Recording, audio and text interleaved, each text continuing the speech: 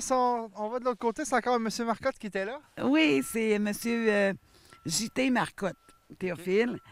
En février 1890, avec son épouse, il a décidé d'ouvrir un magasin. OK? Puis c'est un magasin, c'était annexé à la maison. La maison était là, le magasin était à côté. Puis à une époque, on disait que c'était le plus gros magasin général dans le comté de Portneuf. Ah, ouais. Puis il a déménagé son commerce en 1907, en avant de l'église. OK. Tu sais, la maison jaune que tu as photographiée Oui, qu'on tantôt a fait avec tantôt. Michel, là. Oui, oui. Bon, ben, ils ont déménagé là. Puis depuis ce temps-là, ben, c'est des logements. OK. Il y en a un peu partout. C'est vrai que c'est une grande maison quand on regarde ça. Là. Oui, oui. Puis c'était un monsieur très, très, très, très généreux. Tu sais, je veux dire, un donateur Partout. à Saint-Basile, là, c'était vraiment un gros donateur. Fait que c'était Monsieur reconnu. un monsieur reconnu. Voilà. Alors, Marie-France, vous nous faites marcher beaucoup. C'est le fun. On découvre la ville de Saint-Basile, le noyau villageois. Là, il y a une petune affaire que vous voulez me montrer. C'est dans. Là, ben, on a la centrale téléphonique qu'on a parlé avec Michel tantôt. Mais il y a un trou, là. Oui. Il y avait une maison. OK. Une maison, en tout cas, une maison ordinaire là, pour les gens ordinaires. Puis cette maison-là a été déménagée. Où est-ce que. Tout à Dans l'heure, la Sainte-Anne. là, c'est Dans ça. la rue Sainte-Anne, à côté de M. Petit, dans ce coin-là, là, ça a été déménagé. OK. Parce que les autres, c'était des genêts. Avant ça, ici, ça s'appelait la ruelle Jacques. OK. Ça a commencé avec la ruelle Jacques. OK. Après ça, ça a été la rue des Genêts. OK. Après ça, ça a été la place de l'église. Puis là, maintenant, c'est la rue Hardy. Monsieur Genet, lui, il avait une cimenterie. OK. OK, lui, il a eu 4 générations de la même famille qui travaillaient là. Là, ça a été vendu, mais c'est rendu à Saint-Georges. OK. Mais eux autres, ils faisaient... c'était Joseph Cyprien. Puis ses fils, ils fabriquaient leurs propres moules. Puis on pouvait y acheter des cheminées. OK. Des tuyaux de 4 à 48 pouces de diamètre, des blocs unis ou bosselés pour la construction. Quand les trottoirs de bois sont disparus, ben c'est un employé qui attelait un cheval, puis il emmenait son petit malaxeur, là, puis il faisait les trottoirs. Ah, oui. De toute beauté. Oui. Et puis, pour aller couler la nouveauté pour les piétons, les trottoirs de ciment. Vendu en 1995 à Michel Leclerc, déménagé en 1996 sur la rue d'Auteuil. Elle porte désormais le nom de Cimenterie Genet, 1995 incorporée. C'est le fun de voir que vous avez un passé de ciment bien avant la grande cimenterie. Oui, oui, oui, oui. Ça ben, c'était ma parenté. C'était du bien bon monde. Bon. Ensuite de ça, dans la petite maison qu'il y a là, La vois-tu, celle-là ou l'autre? la grise, là. La grise là-bas? Oui, c'est ça. C'est un magasin qui a ouvert ses portes en 1954. C'était des nouveautés pour dames. OK. Oui. Ça appartenait à Mme Léontine Jacques. Ils vendaient des manteaux, des robes, des vêtements de toutes sortes. Après quelques années, Mme Jacques intégrait à son commerce de vêtements, des vêtements pour enfants. Ça a été une ruelle très occupée, hein? Très, très occupée. Puis en plus, à côté de M. Genet, Oui. moi je tourne le dos au caméraman. Ouais, là. À côté de chez M. Genet, il y avait une maison. OK, il y avait là où il y a le terrain vague, là, c'est Oui, il y avait une maison. ça? OK. Puis c'était ma maison. Ah oui? On restait là, nous. Vous êtes natif de là? Ou... Oui, natif de là, oui. OK. C'est ça. Ouais, Une belle petite maison. a été démolie ou Elle déménagée? a été démolie. OK. Oui. Parfait. Ça appartenait à des vieilles filles, puis... Une autre histoire. Ah non, tu parles, mais ça sera pour plus tard. C'est ça. Après ça, l'autre maison, la À blanche, l'autre bout, là, oui. c'est ça. Ça, c'était... en tout cas, il y a eu beaucoup de choses là. Albert Hamel, lui, il était artiste. OK. Il était photographe. OK. Il était voiturier. Puis, en tout cas, cet homme aux multiples talents, il opérait ses commerces-là. Ensuite de ça, il a vendu son commerce à William Côté. En tout cas, je peux te donner l'année, en 1910. Puis, ils ont opéré une boulangerie. OK. Puis là, maintenant, c'est le bureau du docteur Verrette qui est là en bas. D'accord. On va aller prendre quelques images de plus près, là. Puis après ça, au bout de... Parce que cette rue-là, elle arrêtait à peu près... Où est-ce qu'il y a la petite maison jaune pâle, là? Oui, oui. Bon, mais là, ça arrêtait là. OK. Parce que l'autre partie n'était Pas développé. pas développée. Mais au bout de ça, il y avait un terrain de balle. OK. Ça jouait à balle. OK. J'ai une photo, si jamais, en tout cas, on veut l'intégrer, Ouais. mais j'ai une photo. Puis là, la maison, quand tu parlais de ce qui reste de place de l'église, c'est ça. OK. Donc, cette maison-là, l'autre, puis le salon funéraire, là, Oui. c'est à peu près ça qui reste de ce qu'ils appelait la place de l'église autrefois. Là, maintenant, celle-là, c'est rendu la rue Hardy. D'accord.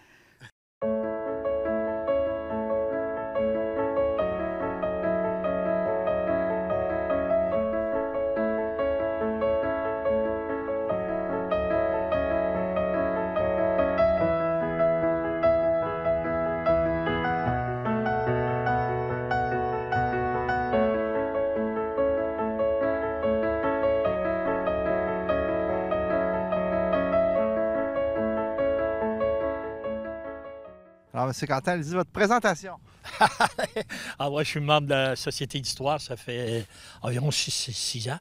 Et c'est M. Yves Marcotte qui m'avait attiré là-dedans. Je connaissais son intérêt, puis ça m'a intéressé, moi aussi, d'aller voir pourquoi il était intéressé. Et là, j'ai compris aujourd'hui. Alors, c'est pour ça qu'on participe dans ce projet-là, avec lui, Yves, Marie-France Alain et Michel Belland. Alors, M. Quentin, c'est le fun parce qu'on commence par... dans un endroit où vous avez eu des beaux souvenirs, hein? Effectivement, j'ai travaillé 35 ans ici. Ça fait 8. Exact, ça fait 8 ans que je suis à la retraite.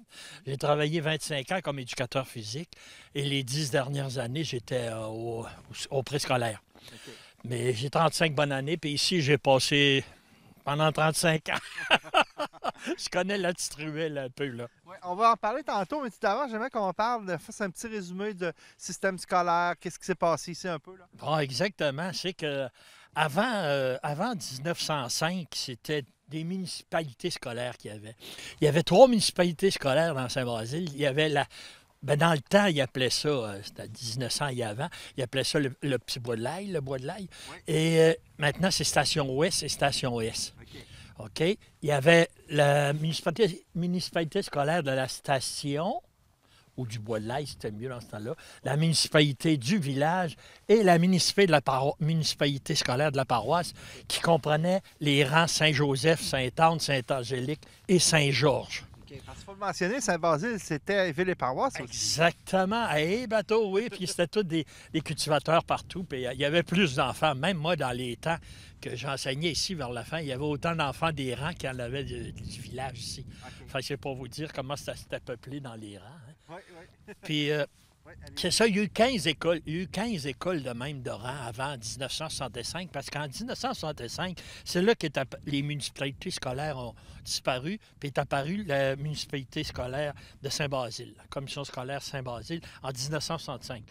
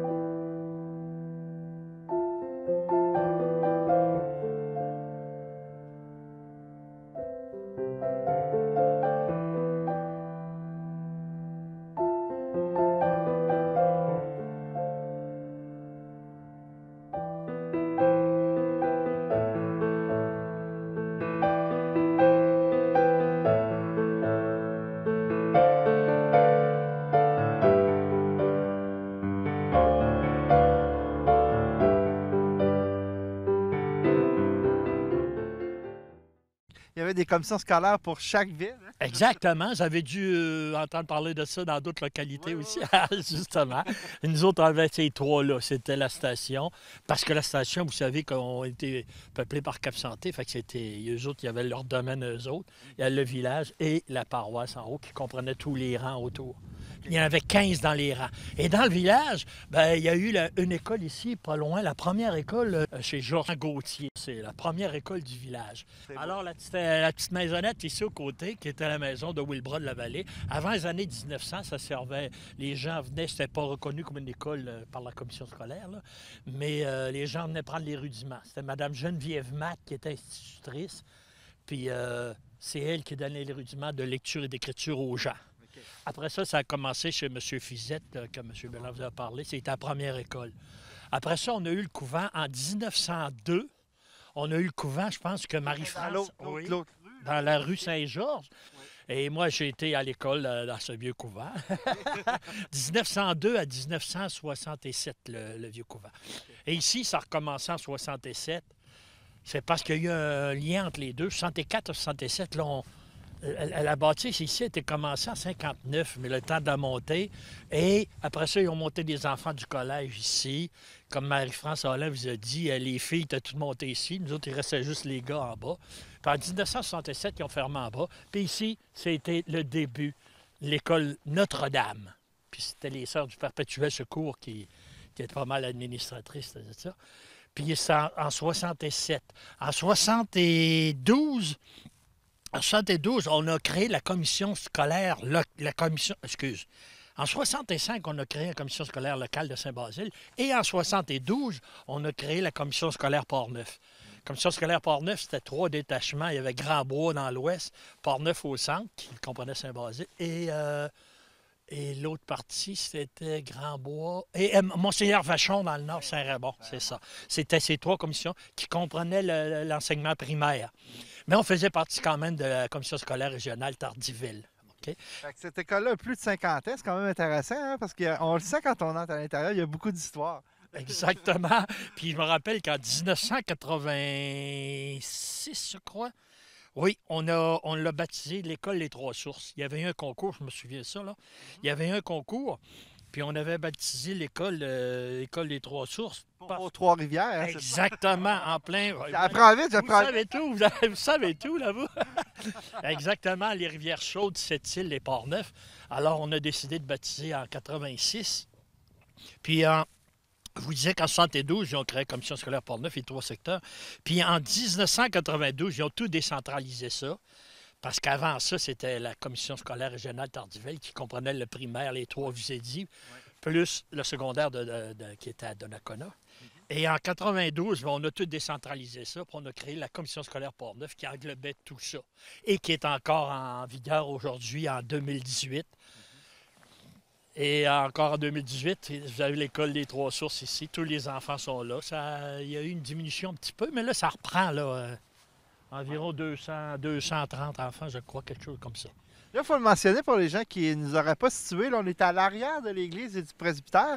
Puis ça, c'est une rue qui appelle Place de l'Église, qui commence en arrière et qui fait le tour par là. Exactement. C'est surtout là-bas que ça se passait, là, parce qu'il y a eu des commerces de l'autre côté. Ouais. Ici, c'était le côté religieux. On vous a parlé qu'il y avait déjà un croquet ou une patinoire, je ne sais pas trop quoi ici. Là. Ouais. Puis la petite ruelle ici qui va vous en dire pas mal plus tout à l'heure. Vous allez voir, il y a eu l'action.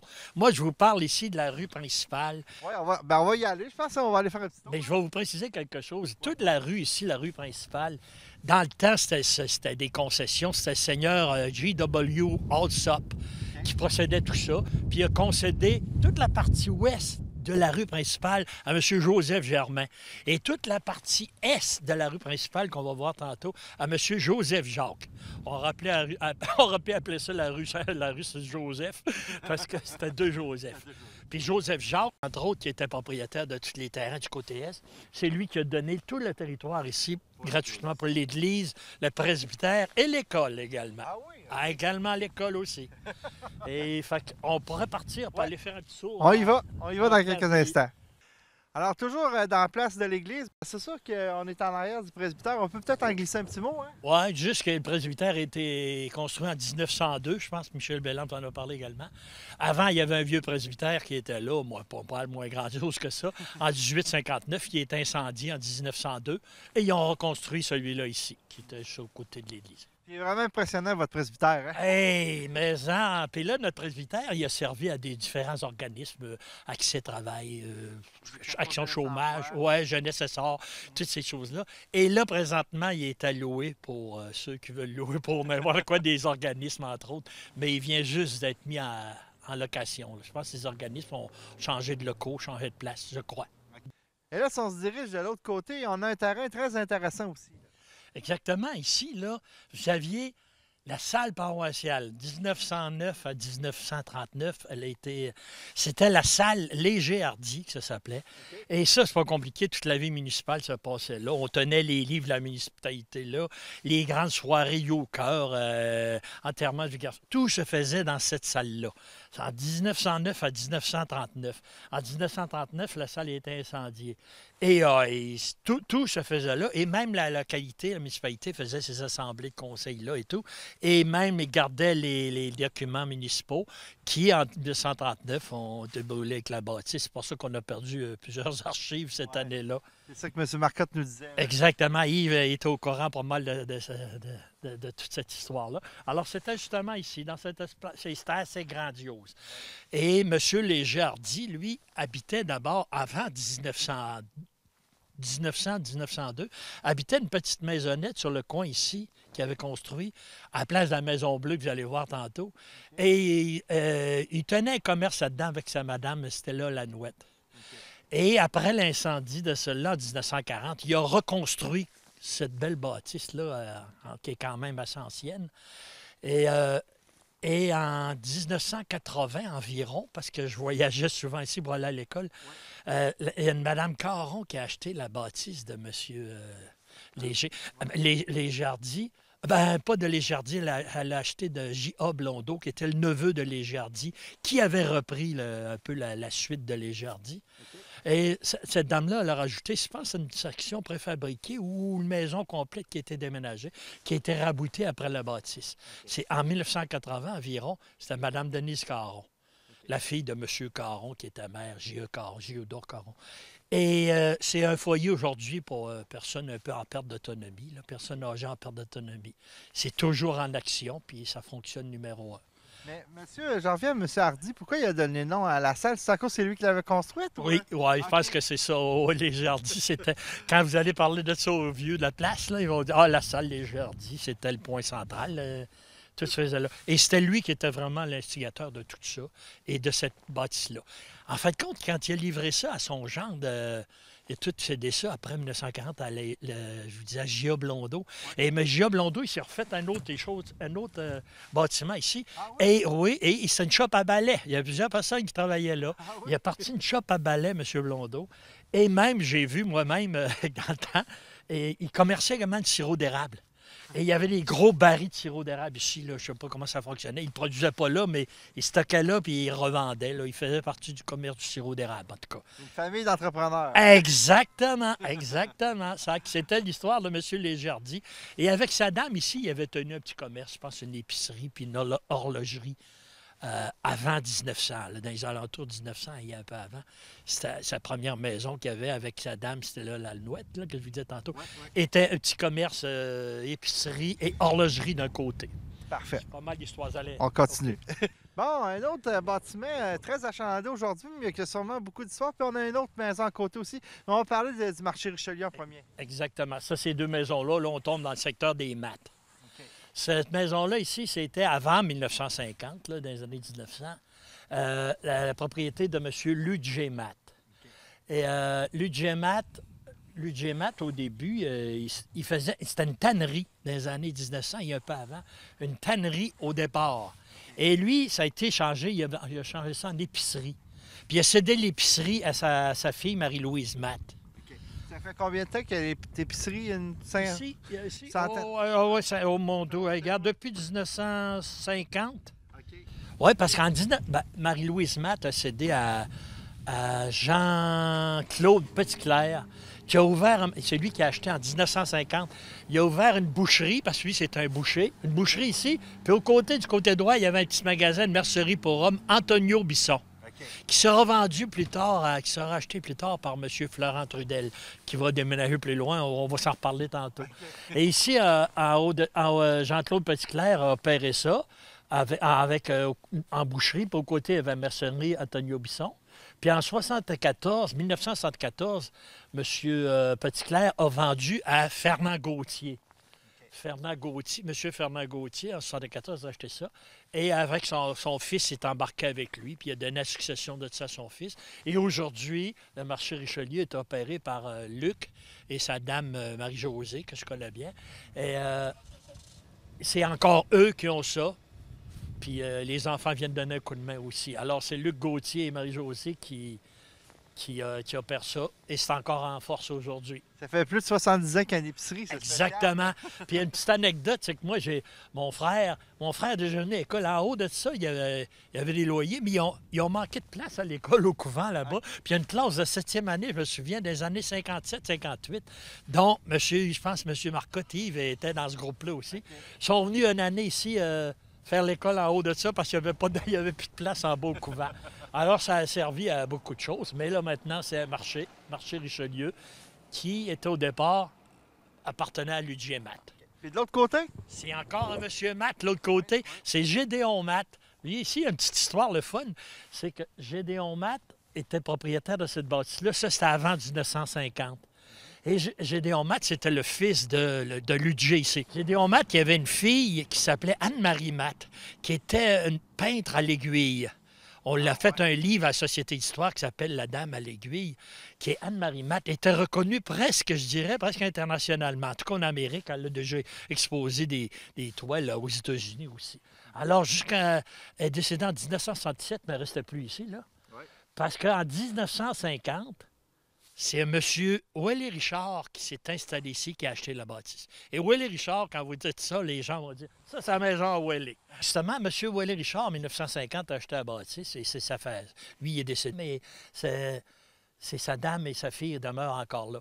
Et ce qui était le fun ici, c'est que Ouellet Richard, c'était le chef de pompier, qui a été longtemps chef de pompier. Et... il m'a mêlé la musique. Et il y avait une boutique d'appareils électriques en bas parce qu'il était électricien. Je me rappelle où on venait acheter des petites affaires. Puis on faisait réparer nos appareils électriques. Les gens y les jettent. Dans ce temps-là, on les faisait réparer. C'était le fun. Alors, c'était la bâtisse de Gédéon Matt et sa fille qui, en 50, M. Will Richard a acheté. Alors, si on va à côté... probablement, le terrain, le stationnement, il y avait une bâtisse là. Hein? Exactement. 1861, là, on revient loin en arrière, mais 1861 à 1910 environ, il y avait une boutique, il y avait une maison qui appartenait à M. Maxime Gignac. Puis lui, il a opéré une boutique de forge ici. Puis ensuite, sa boutique de forge, il l'a cédé à Théophile Blondeau, c'est la même famille que les Blondeau qu'on a vu tantôt. Ouais. Ensuite, à Eugène Blondeau, puis à la fille Eugénie Blondeau, qui enfin, en 1962, parce qu'il avait commencé à construire la chose, puis la Caisse populaire a acheté le terrain, puis ils ont détruit sa maisonnée. Okay. Mais il était forgeron, lui, c'est bien ce que je disais tantôt. Hein? Oui, une boutique de forge. Bon, la Caisse populaire a été fondée en 1946. Ils ont érigé la bâtisse en 1946. C'est pour ça que je vous dis qu'en 1962, la bâtisse de M. Gignac, elle ne nuisait pas, mais ils l'ont gardée, mais ils l'ont détruit par après. Et il y avait une autre maison aussi, l'autre bord, qui appartenait à Eustache Marcotte, qui était un cordonnier. Je vais vous en parler tantôt. Et la Caisse populaire, c'est une belle bâtisse en pierre. Vous allez voir, il y a des photos de ça, qui a été érigée en 1946. En 2014, environ 2014, la Caisse populaire est déménagée en bas au petit développement commercial qu'il y a là, sur le boulevard Centenaire. Là. Il y a un petit développement commercial. Et est rendu là présentement. Puis là, bien, ici, ça a été transformé en bloc appartement. Exactement. Ça appartient à M. Côté et fils de Saint-Ramon, qui a transformé ça en loyer. Puis c'est tout bien rénové. Ça fait 2 ans, 1 an ou 2 de ça, qu'il a tout tapé ça. Alors, juste après la caisse, il y a quand même des attractions, on peut le dire. En 1946, ils ont érigé la caisse. Ouais. Et il y avait une petite maison ici qui a été détruite justement en 1946 parce que c'était trop proche, contrairement à l'autre. C'était la maison de M. Eustache Marcotte, qui était cordonnier. Et on a une belle photo aussi qui va avec ça. Puis lui, en 1946, ils ont détruit la bâtisse pour faire la chose. Contrairement à l'autre, qui ont gardé plus longtemps, qui ne nuisait pas, mais ils l'ont détruite après. Okay. Et ici, si tu veux, je continue ici. Ouais. Ouais. Ici, là, c'était... Là, on tombe dans les Germains, les cas de construction. Celle-là aussi, puis celle-là. Bien, ça va être ici ou les blocs de ciment. Il y avait une grosse maison qui a été construite par M. Wilfrid Germain. Ça, c'est avant les années 1940. Lui et ses deux frères ont construit une belle grande maison juste ici en face. Vous allez voir les photos de ça. Là, aujourd'hui, ça n'a pas le même visage. Puis Wilfrid Germain a vendu ensuite à Damas Bélanger. Ce monsieur Bélanger-là, il a parti à un gros magasin, lui. Et là, ça a parti en grande. Le gros magasin de Damas Bélanger a été vendu après ça. En 1940, c'est monsieur Jean-Maurice Thibault, le père de Fernand Thibault, et les Thibault ici plus haut, là, qui ont les équipements de bureau. Alors, c'est M. Thibault, le père, Jean-Maurice, qui avait acheté 140. Lui, il a fait un gros magasin. C'était vraiment un beau gros magasin. Il appelait ça Syndicat de l'économie numéro 1. OK. Oui. Puis ensuite, en 1960, M. Thibault a légué ça a vendu ça à M. Gérard Lavallée, qui a fait un marché. Vous allez avoir des photos aussi, le marché Gérard Lavallée, qui s'est transformé lentement en quincaillerie. Puis après ça, en 1900... Ensuite, plus tard, quand c'était fermé, c'est les équipements de bureau pour notre Champlain, les Thibault.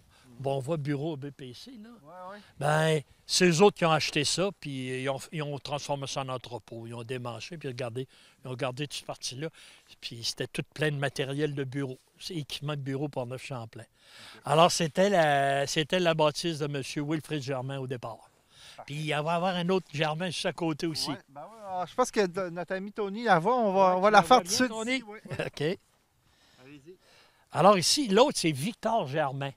Vers 1930, Victor Germain il construit une belle maison. Il demeure avec sa famille. Une petite anecdote, le fun, c'est qu'il y avait à l'avant de cette maison-là, j'allais voir la photo aussi, une pompe à essence des années 1930. Là. C'était, vous allez voir sur l'image la photo, c'était vraiment une pompe à manivelle pour faire monter l'essence. Puis elle avait à peu près 3 pieds et demi, 4 pieds de haut.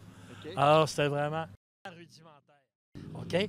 Puis c'était justement la maison de Victor Germain en 1930. Et en arrière, on voit un petit peu la bâtisse, là, peut-être tout à l'heure, le caméraman. Il y avait une boutique à bois qui appartenait à Lauria Germain, je pense que c'est un de ses frères.